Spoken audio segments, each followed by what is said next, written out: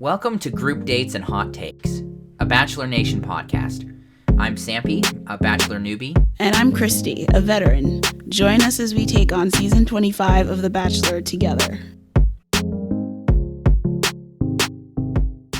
Well, Kristi, this has been a ride for me as someone not really familiar with The Bachelor.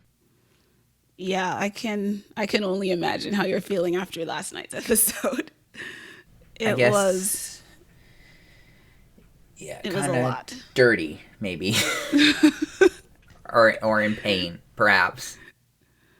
Yeah. Well, since I've watched it for so long, a lot of it is kind of par for the course, minus the location. Okay, so how long have you been watching The Bachelor? So I started with Jason Mesnick's season, which was, I think it aired in 2009. Oh, wow. So, what is that, 11 years now? Sheesh. Wow, so long time fan. Yeah, you were not kidding when you said veteran. Yeah. Yeah, I mean, I've obviously been aware that it existed as a show, but beyond watching Claire's 4 episodes or something last fall or whenever it was, I am completely new to this whole experience. So it has been interesting to say the least. Yeah. And this season with COVID is, I mean, honestly new for a lot of people too, because the dynamic is a little different. Because usually after the first few episodes, they start traveling, but they're going to be at I think it's pronounced Nemacolin resort the whole time. Okay. And so basically they just were like, hey, lady, we want you to be on the show, but you're going to have to quarantine for 2 weeks and get tested a bunch of times. Yeah, I don't think they did a full 2 weeks quarantine. I know I heard one of the girls last night mention 4 COVID tests, but I don't know if they did full 2 weeks. Okay. Yeah, that's just kind of interesting to me because as we saw last night, there was, I don't know if it was the same guy. It kind of looked like the same guy throughout, but that one guy who was always wearing a mask. Yes, at the bar, I think it looked like an N95. Yeah, and also with the limo as well. Yeah, I did notice that. So I'm not sure what exactly the deal was with that, but yeah, man, I'm excited to go on this journey. That's a Bachelor thing, isn't it? Yes. You're learning quickly. Well, I gotta know the catchphrases and everything. So where should we start then?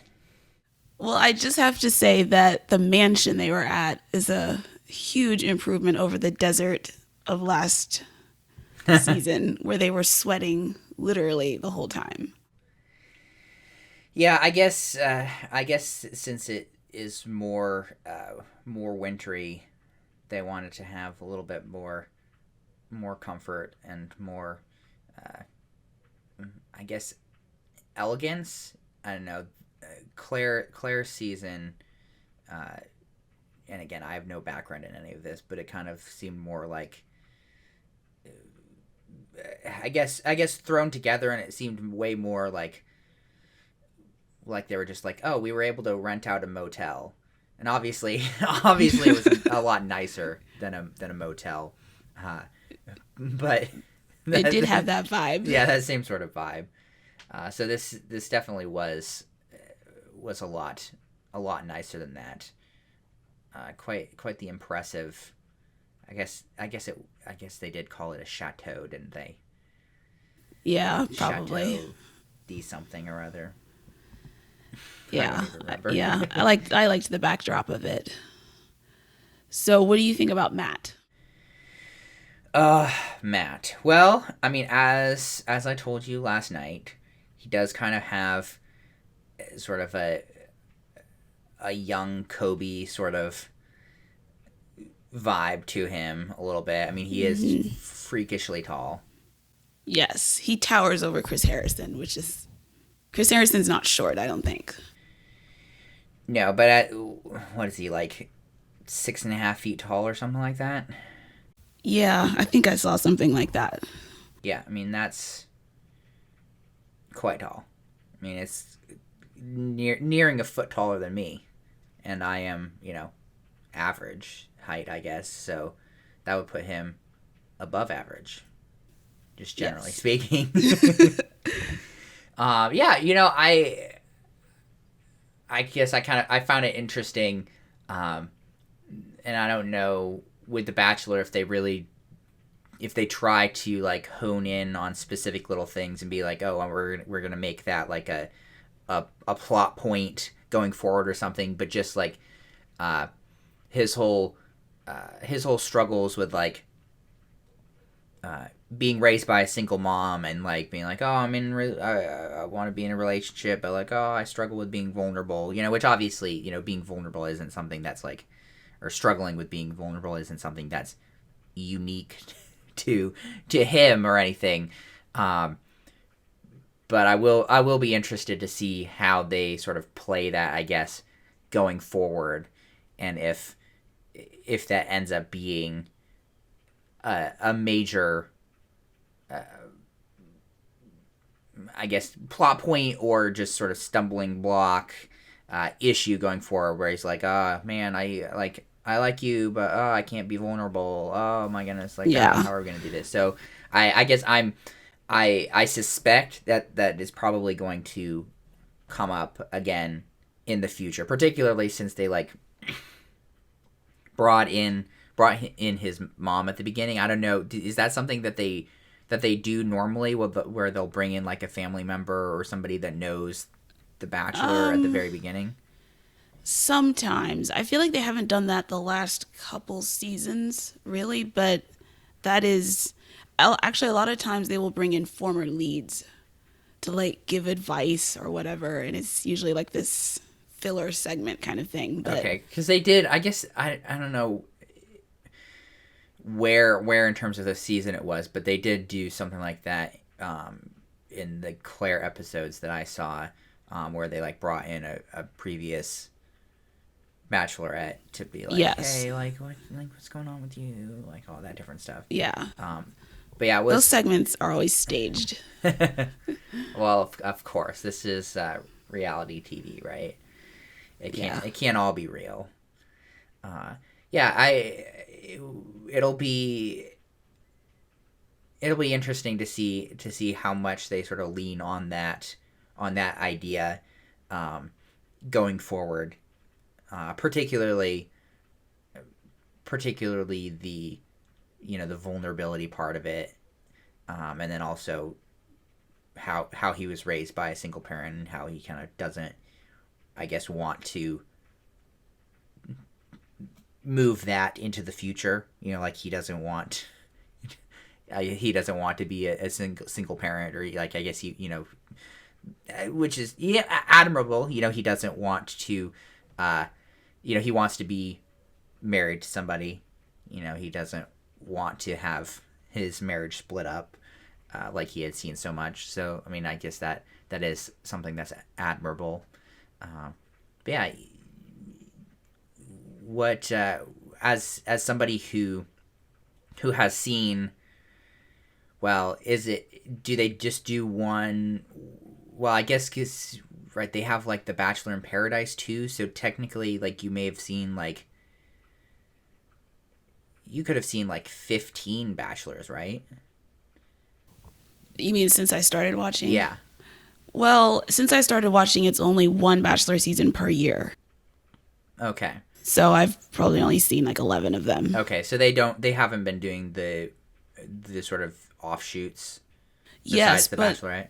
Yeah, but Bachelor in Paradise is like a mix of everyone who didn't find love. Okay. So it's not a big group thing. Okay, so it's not specifically like, oh, we're gonna find Dylan. Yeah, no, it's okay. Yeah. Gotcha. So yeah. So I guess based on you've now seen a bunch of Bachelors. What are your thoughts on him and sort of how he fits in the Um, show? I think he fits the mold generally of the ones I've seen, aside from the fact that he's black. Mm. Yeah, it took them a long time to cast somebody who didn't look white. Yeah. Which, So like about that. So this is season 25. So does that mean that they have been doing this for 25 years? well, no, it's since 2002. So at the Okay. beginning of Okay. this, I think they had like a couple bachelors like per year. So that's why the numbers don't exactly match up. Okay. Okay. So Still, 25 seasons, 18 yes. years. 19, yeah, 19 years or so. Yeah, I mean that's maybe a little bit slow on the uptake. um, but and in terms of like, again, I really have no background. So he does seem to be pretty uh like, I would assume he's fairly wealthy, being like a commercial real estate agent in New York or New York City. uh you know you can make a fair bit of money being in commercial real estate, pretty much anywhere. But if you're doing it in New York City, it's probably he's probably doing fairly well for himself, I guess I'm trying to say. So is that sort of fit with the norm of previous Bachelors as well, where they try to get somebody who's kind of successful like that? Yeah, they usually try and pick somebody that's, I guess, desirable or women would seek after, I suppose. Hmm. I don't It's hard to tell with some of the previous jobs some of them had. Like the last Bachelor was a pilot. The Like one a commercial airline pilot. yeah, for Delta. Okay. Delta, I don't know, maybe not doing that great. Yeah, not so much this year.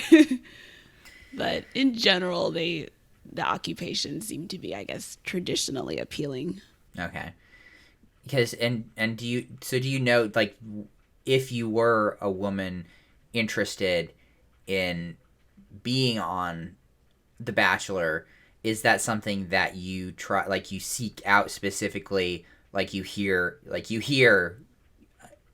that it's this guy or that guy and you're like, oh man, I want to marry Um, that person? Or is it more of a general sort of casting that it's happens? it's a general casting. This year was slightly different because they announced him so early. They announced him back in, well, actually, it was right after like all the George Floyd stuff, and Okay, then is that is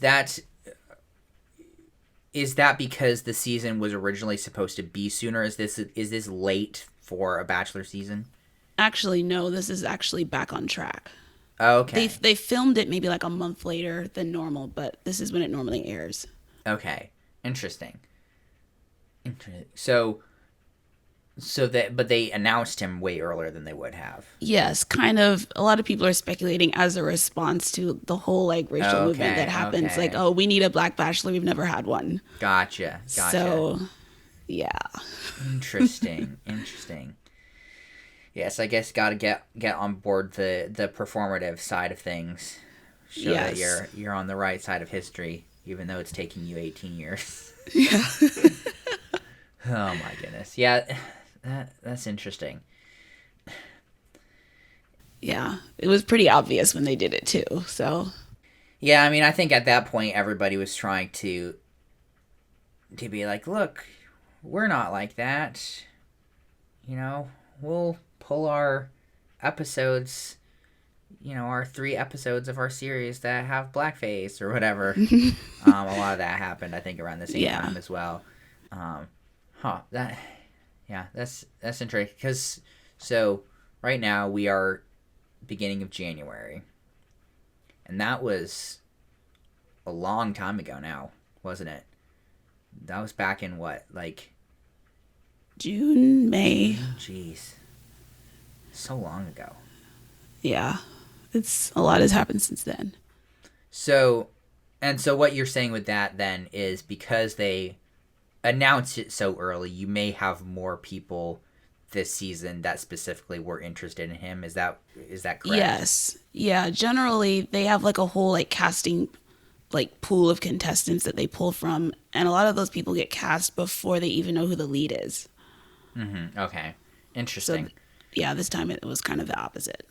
Yeah, I mean, I guess that makes sense. Like if you're already the type of person who would be interested in doing The Bachelor, like right, like you're not going into it blind. Like you know sort of what the process is. I would assume that. Some people do. There were a few contestants on last Bachelorette season who had never watched the show Oh, before. really? How does it even happen? They get recruited. That some of them said like, "Oh, I got a message on Instagram from a casting producer." Okay, that makes sense, right? Because they do try to get people who like have fairly big followings and stuff like that. Yeah. Interesting. Huh. Well, there goes my theory out of the water. I mean, I guess it probably still stands to some extent, maybe. You know, that generally people probably do know at least some of what they're getting into, and so they like.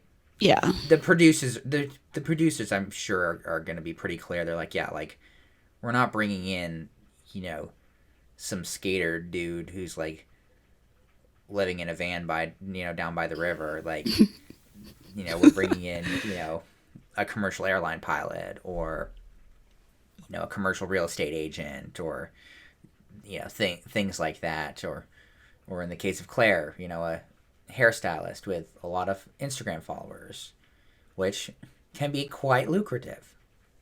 Yes. So I guess I do understand that to a certain extent, but it is kind of curious to me that they did announce it so stinking early. Yeah, it seemed to be pretty calculated, but yes, well, I mean they have been in existence for a while, right? And they have been, I mean, so I'm assuming that Chris Harrison probably has a fair amount of creative control, right? yeah, he's actually one of the producers on the show. Yeah, that's what I would assume, and I'm sure. So at the very least, right, he's been responsible for, or to a certain extent at least, he and probably a group of producers / executive producers, Bachelor, Bachelorette, Bachelor in Paradise, and potentially other things. I don't know if there's any overlap between those producer teams and any other reality TV. But given the longevity of The Bachelor, you can assume, right, that they do at least slightly know what they're doing. So I'm sure it was very intentional in terms of the timing. Yeah. Yeah, they have a formula that is working, and it has worked for a long time. So, sadly, somewhat. It is hard to watch at times. I will be completely honest. yeah, there's a lot of awkward moments sometimes, cringe-inducing. Yes, but Speaking of which, the limo entrances. okay. Yes, gotta introduce the what is it, 32 women? Yes, we're not going to go through all the limo entrances. Which you keep telling me, it doesn't matter. So many of them are going home immediately. Don't it doesn't matter. Yeah, you can't get attached too quickly. Oh, trust me, I'm not attached to any of them. There's a few that stood out to me. I think it was Elena who did the spaghetti gimmick. Oh yeah, that was super weird. I mean, I just like I guess I understand. I understand the need to stand out. Yeah. And I understand the need to, right, from a producing perspective, the need to have the show be interesting as well, right? But the whole pasta thing was kind of weird to me because I don't know, maybe like they probably like have a kitchen on site because of COVID and everything. But I like when I saw that, I was just like, okay, so like how many hours ago were those noodles cooked? And how long have they been sitting in that, that bowl with no cover on? Like, are you really doing this gross. to your poor bachelor here? Making him just do the Lady and the Tramp, slurping up the noodle and kiss at the end. Like, I don't know. I was kind of shaking my head at the end of that. Yeah, that one was uncomfortable. What about the I wrote down Kayla, who drove in the pickup truck. Well, it was a nice pickup truck. I will say that. Very vintage. I appreciate a vintage pickup truck. I do appreciate that it was manual. That's kind of cool. A lot of people are just like, manual, including myself. Never, once, I think, because I've just never had access to a manual transmission car. Yeah, my dad tried to teach me how to drive a stick shift, and that ended with me in tears. So I have not done that since. I mean, I'm sorry to laugh about that. I'm sorry. No, it's pretty funny. It's funny now. Yeah, I mean, it's tough, and I feel like it's probably, I like to snack in the car. Yes. Would I really, prefer to just drive a manual along and have snacking be harder? Not really. But that was, I wasn't surprised that she had to have a pillow to see over the dash. That wasn't super surprising to me, particularly since, again, most of these women were in fairly decent heels. So that helps. A lot of tripping. Yes, a lot of tripping. That was pretty funny. Which would have been me also. I'm laughing, but I would have tripped as well. Well, I mean, they can be tricky from what I've heard. Gotta have a lot of ankle strength, a lot of balance. I would be the first to go over as well. Yeah. What about the girl who arrived in her underwear? Oh my goodness. You just had to bring that up, didn't you? Yeah. I just feel like this was such a mistake on her part. Like, I know the producers encouraged her to do this, but it just looked. Yeah, I mean, look. Again, trying to be memorable. Congratulations. We remembered you. Good job. But at the same time, what's the temperature? Yeah, they filmed this in October. Or that's when they started. So, a little chilly. Yeah, probably a little chilly. I mean, it's probably fine. It's not they again, there's all this world building that they do, presumably, right? Oh my goodness, I was sitting in my hotel room all day and couldn't figure it out. Blah. Yeah. Were they really actually in hotel rooms, or were they in sort of suites in the mansion, for the past 2 weeks? It's hard. I don't know with a normal season, they're in an actual hotel, but with being at a resort, I'm assuming they're in hotels. Interesting. So yeah. I am presuming and assuming that she was not disrobed like that for very long. No. Yeah, they probably right before. I'm assuming. I mean, I'm not really a fashion person, but I wasn't particularly a fan of the dress he chose. I actually don't even remember the dress she chose. I mean, I don't really either, but I think I want to say it was sort of this weird sort of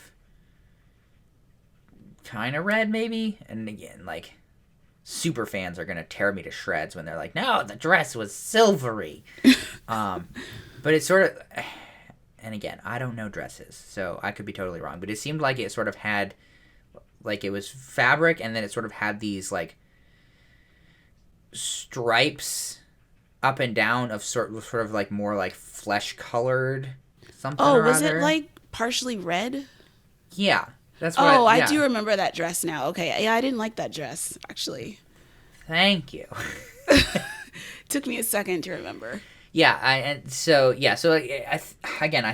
could be wrong, but I think it sort of had these like flesh colored stripes in between like the Yeah. strips of the red. I don't know. It was kind of Yeah. weird.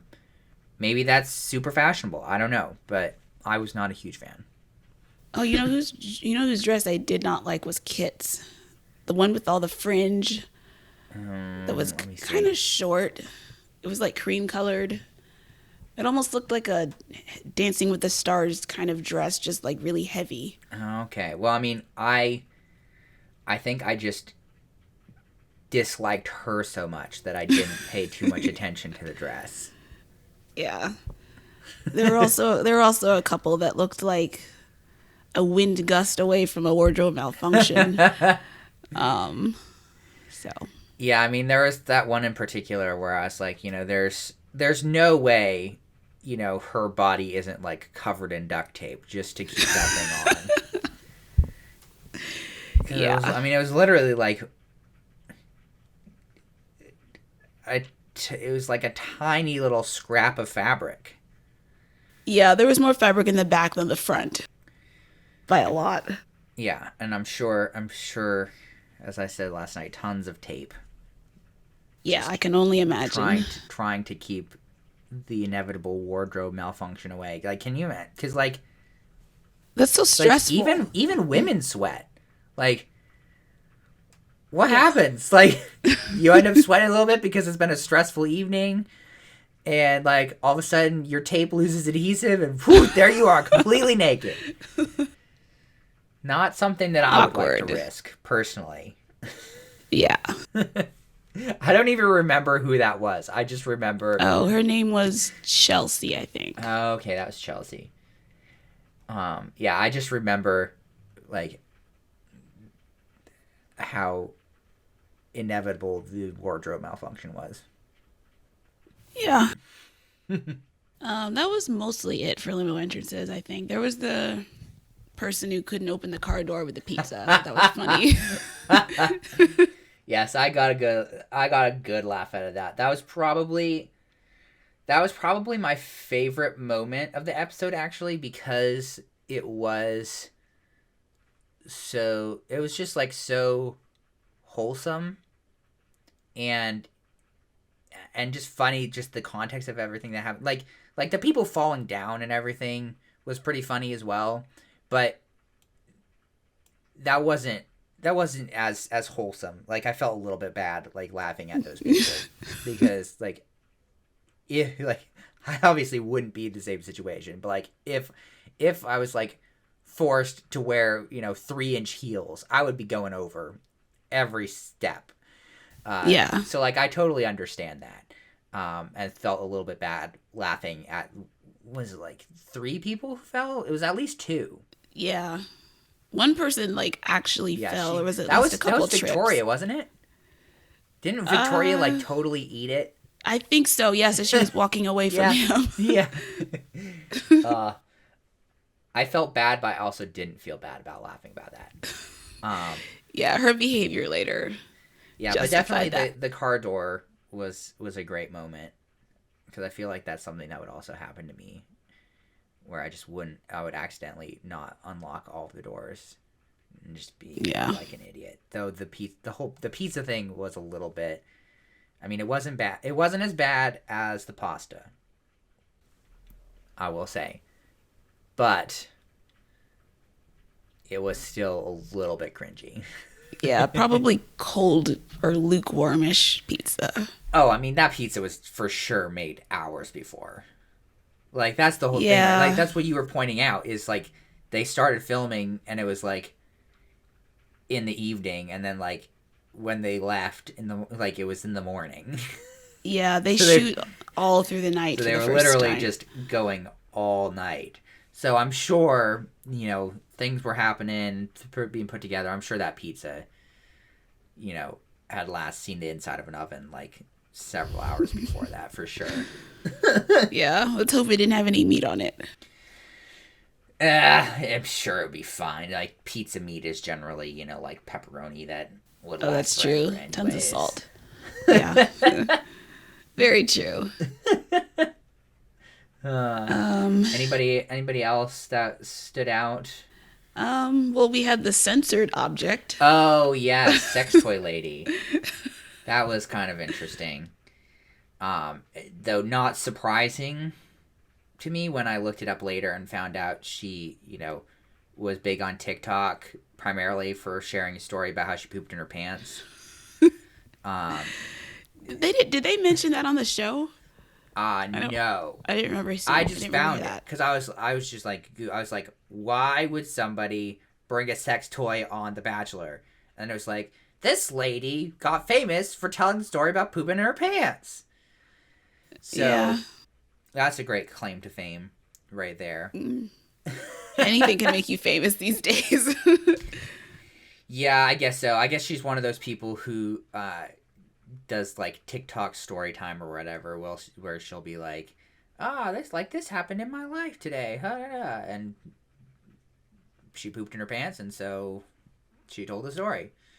Not something that I would necessarily tell a story about publicly, but it is. Got to do anything to get views and clicks. Yeah, and followers. and so she just decided, and again, so I struggle with that one because I can't make up my mind, because she seems like the type of person who would do that on her own. But I also know that it is like a reality show where producers like try to make things as exciting as possible. So I am on the fence as to where that idea originated. I feel like I can see her suggesting it, and the producers are like, "Oh yes, you definitely should do that." Yeah, I mean that could very well be the case as well. I just lost it later when she like tapped the other lady on the shoulder with it, and the lady was so angry.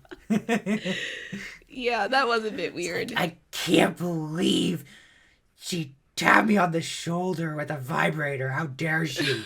Ugh. I did think it was kind of funny that became like this running gag throughout the rest of the night. Yeah, I mean, hopefully she'll put it away now, but let's hope. Yeah, it was just kind of funny how they censored half of it.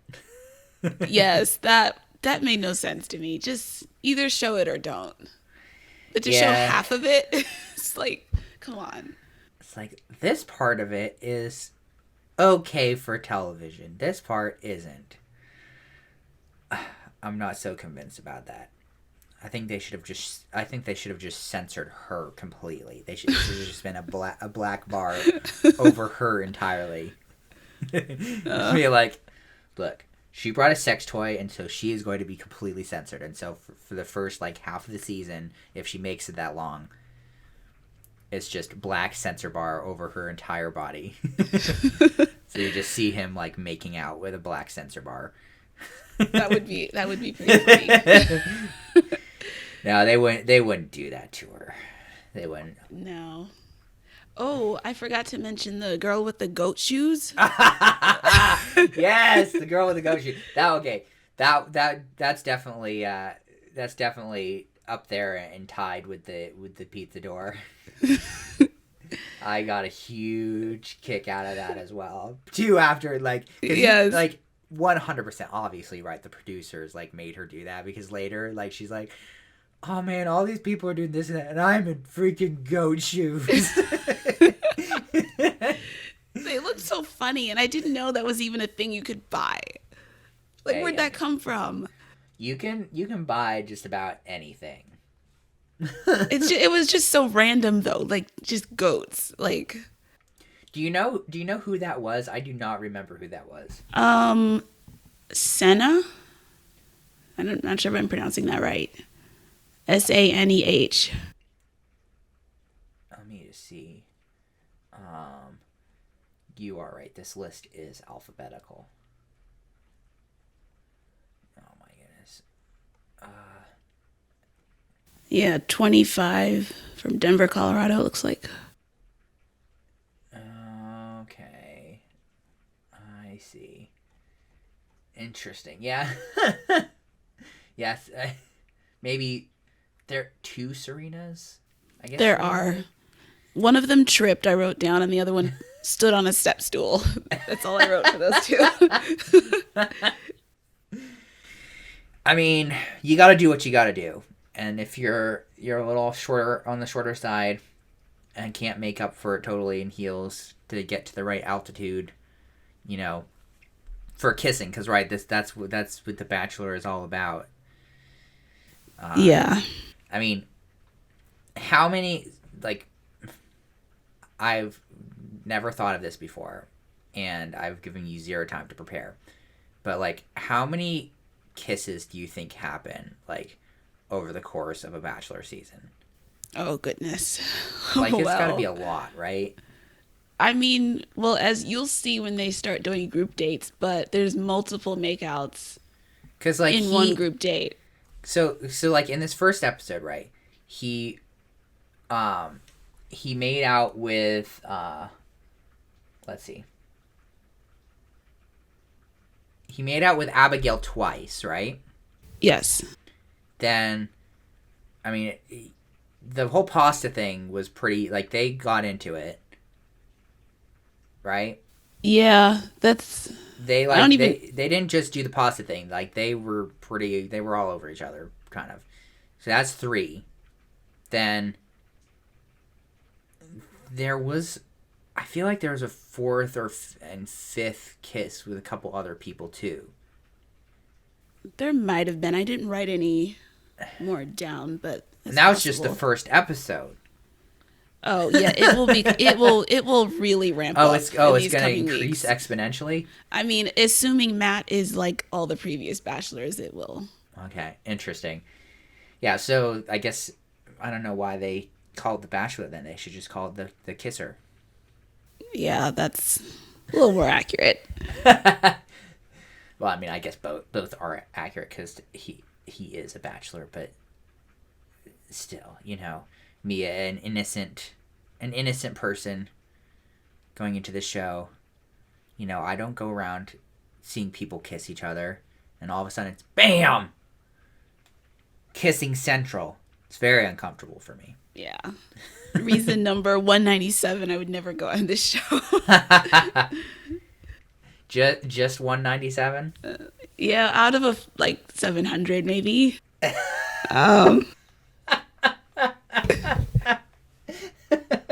So, can we talk about the prayer? Yes, we can talk about the prayer. From what I gathered from your response, that's not normal Bachelor territory. No, this is a first. And especially like in front of the whole group like that. Yeah, that is interesting because I do recall him mentioning like previously that he like something about being a Christian. Like I think when he was maybe talking to his mom. Yeah, I did. Segment. I think I did know that from before, but yes. But that is interesting. I mean, not something that you expect to see. At least I would have never expected to see that in The Bachelor. So I guess it's a win for all of our, you know, huge audience that likes to stay family friendly, which then of course was completely ruined because like right afterwards he noticed the sex toy. I know. I laughed so hard at that. Right after I was like, oh wow, like this is really making up for the whole sex toy thing, and he's like, sex toy. Yeah, it really balances it all out. I don't know if it does, Kristi. I feel like there's a lot of other things in the not prayer category. They're Yeah, kind like the of, making out. yeah. I mean, I probably wouldn't go making out with a bunch of people, but that's just me. Yeah, it's not just you.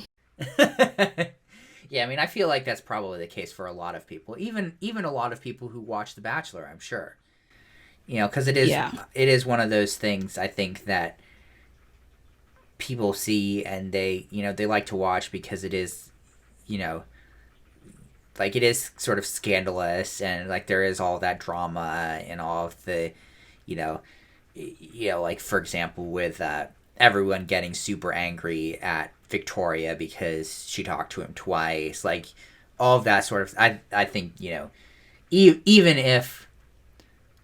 even if like 98% of like people who watch The Bachelor would like never do any of that stuff, it's still like, oh my goodness, I gotta watch this train wreck. Yeah. I mean, that's part of the reason you keep coming back to it is because you just have to see the ridiculousness and the way people act when they're being filmed is really fascinating to me. Yeah, uh, that is kind of interesting to particularly right because they obviously know that they're being filmed, and so you do, I'm sure, get people acting differently than they would potentially otherwise. Even I'm sure they're like like just be yourselves, like whatever, but like you're definitely like Yeah, no. there's gonna be some shift, I'm sure, when you're getting filmed, whether that's kind of hamming it up or um my goodness, freaking Kit. she's like, oh, I, I'm. What does she say? I'm the king. I'm the president. I'm the CEO. Is Yeah. that what she kept saying? Yes. She Well, said that like at least twice in the episode. yeah, she was very bothered Yeah, by very bothered by Victoria for sure. Victoria, the queen. I'm already tired of her calling herself the queen. It's just, Yeah, it's nobody so cares. cliche and with the crown and oh, and we forgot to mention she rode in on that what was this chariot or horse something. Wasn't she carried in on like a chair platform by like four people, like four Yeah, men? something like that. I forgot about that, but yeah. Yeah, I mean, I don't know. She's somebody that I'm gonna be honest. I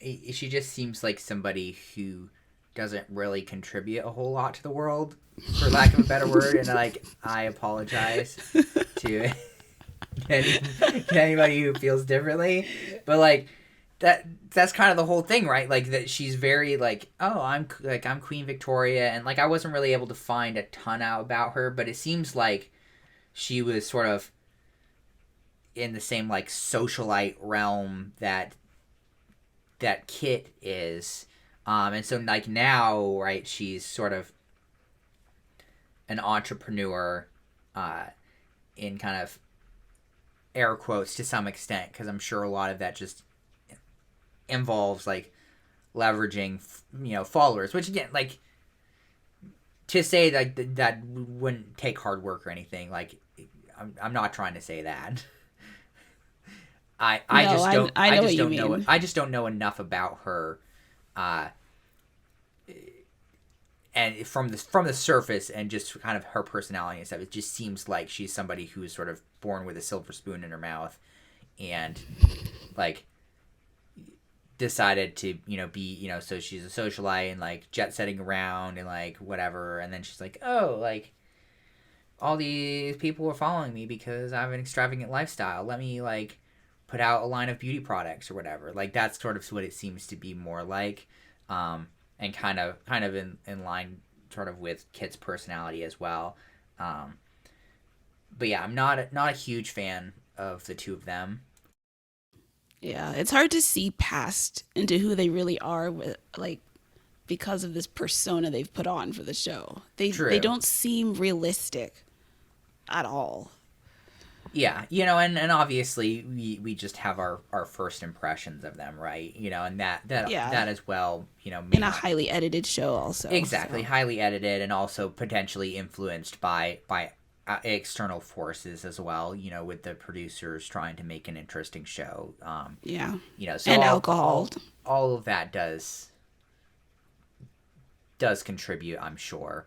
So I guess I shouldn't be so hasty to judge. Well, this is a hot take podcast. I just get annoyed by people sometimes. You know, she really pushes your buttons when you're watching, and it's designed that way too. Yeah, and like I'm sure when they sort of have their you know, producer meetings or whatever, like pre-show, they're like, you know, okay, we need to get like at least like 2 or 3 people that are like super annoying that people can really hate or find super annoying, so that, you know, we can drive up ratings and stuff like that. Yeah, she really fit the mold for that one. Yeah, I mean, just, and again, like, I'm sure she was forced to do this, but like getting carried in, you know, on the backs of 4 guys, like, you know, and like, so allegedly, you know, from the couple things I've read, she does like to refer to herself as Queen Victoria. So theoretically, that isn't something that was sort of forced upon her. Yeah, that makes it worse that before the show she was already doing that. Like, can you imagine that in real life? Just call me Queen Victoria. Yeah, you had a lot of that kind of pushes my buttons as well. The whole like Valley Girl thing as well. And like, oh my gosh, like guys, I can't believe he'll do that. You know, that sort of thing kind of irritates me as well. Yeah. It's just like, please speak like a normal person. I beg you, please.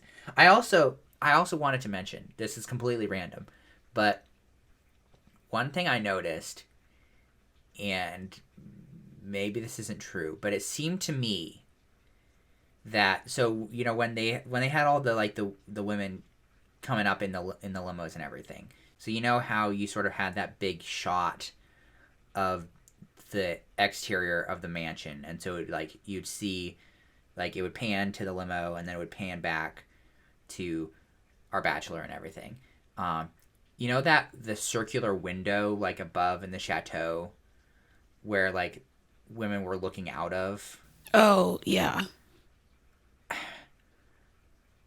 I was on the fence about this, but like it really seemed like to me a lot of the time that was just like a silhouette or something that they like put on the inside of the window, and that like the shot that they would then go to an internal shot of like several women like looking out of the circular window. I don't believe that.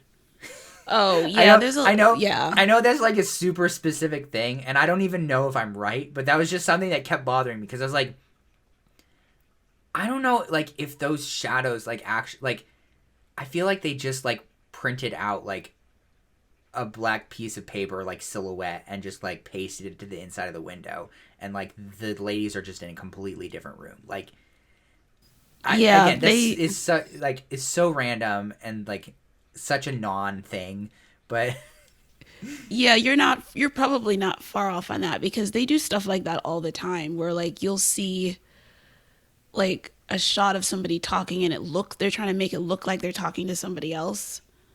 But they actually weren't at all, or it was from a completely different conversation. There's a lot of like weird editing tricks they do on here. Yeah. That you'll probably see as we go along. Yeah, I mean, like, and, you know, and there are certain things, like, I'm sure, so for example, you know, they would play the audio that they recorded from within the limousine. And so that, like, that was audible to us, but, like, I'm sure it wasn't audible to him. Stuff like that. But, like, the window, again, it's such a weird thing to be bothered by. It's like, I was like, I don't think those ladies are actually looking out of that window. I think it's fake. Yeah. And then I'll go to an inside shot and I'm like, It's not real. They're not looking. That's a different window. Man. I'm sorry. These are the sorts of wild, crazy sort of conspiracy theories that you can expect as I watch The Bachelor. Things that have No, I love theories. no basis in reality whatsoever. No relevance to the show as a whole. Nothing, just completely random. I did like Abigail. Mm-hmm. She was one of my favorites from the first night. Well, you're not alone. Somebody else liked her a lot too. All right. Yeah, she seemed nice. And okay, this is embarrassing. His name's Matt, right? Matt James. Yeah. Okay. It's probably something that I should know. Yeah. So yes, it definitely seemed like Matt liked her. Again, it's one of those things I think too where it is hard to tell. Just like how maybe our dislike of people like Victoria and Kit was amplified by what the show decided to do. Maybe our like of Abigail was amplified as well. But I mean, she does seem to be a pretty nice person, and fairly grounded as far as Bachelor contestants go, I guess. Yeah, I also noticed during her limo entrance that they play like the swelling romantic music around her, which is kind of like a cue to the audience. Boy. Like she'll be one to watch. Yes, I have this hot quote from Chris Harrison, who calls her a favorite and a gem of a woman. Interesting. Yeah, I guess she's probably the first like deaf or hearing impaired person on the show too, right? Yeah, I don't recall seeing. I mean, there could have been somebody before I started watching, but I think this is a first. Yeah, that's pretty interesting, as well. I've also like, and again, this is completely random and not like besides the deaf connection has nothing to do with Bachelor, but that's always been super fascinating to me because right, she's not completely deaf. She has like cochlear implants, so she can hear to some extent. But like the fact that people who are hearing impaired, a lot of them are still able to like learn how to or continue to speak Yeah. fairly well. Like you could tell like a little bit that there was some sort of impairment just through her speech, and that that's related to like how well she hears, right? But that's always been super impressive to me, because I can barely talk and I can totally hear, but to be able to still like make those sound like all those sounds competently and form the words even if you do have somewhat of a hearing impairment is very, very impressive. Yeah. Yeah, for sure. I'm not sure. Do you remember what she like actually did for work? No, I can see if the bio. Oh, she was anything... like a financial manager or something. Yeah, it says client financial manager. Okay.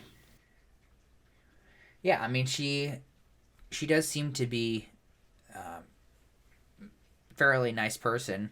So I guess we'll see. They were teasing a fair amount of drama and excitement there. I don't know how much of that relates to her and how much of that is just random chaos from in the immortal words of Victoria, all those random hoes, getting added next week, I guess. Oh yeah, we did see that preview with it. Just that's not something they normally do either. Like normally, the people we see on the first night is who we're gonna get. Mm-hmm. But it looks like there's another limo coming. Yeah, that's kind of strange too, particularly since I understand them bringing in new people right for like after Claire's season because she sent a bunch of them home, and Yes. then they had to bring in a new Bachelorette. Um, but that is kind of interesting. I don't know. Yeah. More drama. Oh, always. So, is there anything else that we need to hit regarding this first episode? I mean, from what you told me, uh, the first episode can kind of be fairly chaotic, uh, fairly disordered until they sort of one get rid of some of the people, so they have fewer people to focus on in terms of like Yeah. storylines and stuff, and then just sort of from a kind of editing and general plot line perspective as well. So is there anything else amongst the chaos that you think as somebody who has been in the Bachelor universe for so long, um, is something that we should make sure we talk about? I think that's mostly it. It was so hard to keep track of during the cocktail party. Like all the girls it just seemed like we had 50 of them, even though it wasn't that many. It was just a lot. Yeah, it was. I definitely felt myself getting a bit overwhelmed there because I mean it was just going back and forth between this person and that person, and like so obviously like the most annoying people, whatnot, like sort of stand out. So like yeah, like when the camera's pointing at like Victoria and she's talking and being annoying, like who that is, but like we didn't really get a chance to meet most of those people in any sort of meaningful way at this point, and so it was kind of difficult to keep track of all of that and be like, okay, well, like who is this person? Like, I'm not Yeah. sure I should care. Like at this point, I have no idea kind of what's going on, and they're just sort of jousting and trying to like jostle with each other to try to like get some one-on-one time with him, before the Yeah. before the roses. Lots Um, of "Can I steal you?" oh yeah, yeah. I heard that was a catchphrase as well. Um, heard that a lot, and so from the perspective of you're right, because they have the rose ceremony and everything, is the first impression rose is just like, here you go, here's a rose like a little bit before the ceremony. I'm not gonna make you wait till the Yeah. ceremony and like Yeah. have that stress or something. Is that like the point of it? Yeah, it's also like a boost of confidence. Also, like maybe the bachelor likes her more than the rest, and sometimes that puts a target on that person's back. Other girls get jealous. Okay, interesting. Because and uh, and kind of going forward. So is there like one first impression rose per episode or something like that? No, that's the only one. Oh, really? Yeah. Interesting. So what was going on then in Claire's season where she like was giving out all these individual roses?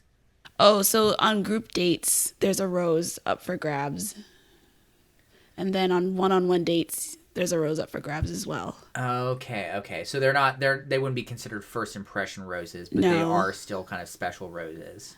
Yeah, if the group date rose, you get that, you're safe.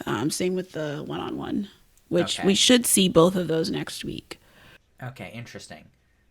And so, do they typically, and again, this is explaining to me and anybody else who um, isn't familiar, which I'm sure everybody else is familiar. I'm like incredibly late to this party. But from the perspective of that rose, so like when you have, so I am kind of familiar a little bit with the group date dynamic, where they, chooses, say, like half of the people or whatever, or in this case, he will.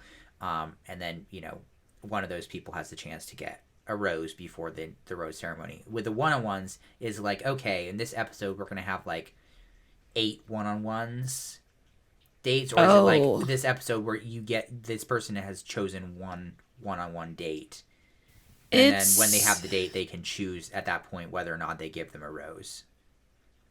it's usually there's not usually more than two one-on-one dates per episode. Okay, interesting. So, yeah, just probably two chances for a rose before the rose ceremony.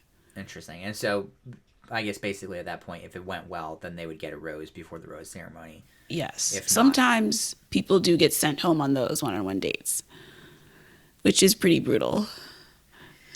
Yeah, that would be kind of tough. Oh, it's going so well. I got a one-on-one. Goodbye. Yeah, that's exactly how it goes. Oh, man. Yeah, that would be rough.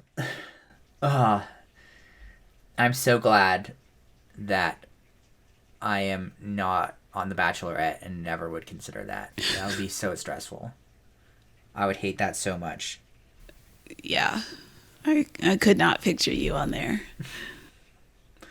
Yeah, I mean, I feel like I would get disqualified, like, from even being considered just for my social media profile.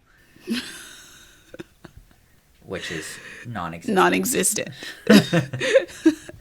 Oh, man. Well, this has been very wonderful. I hope anybody who's listening has had a great time as we've gone on this journey together. Mm-hmm.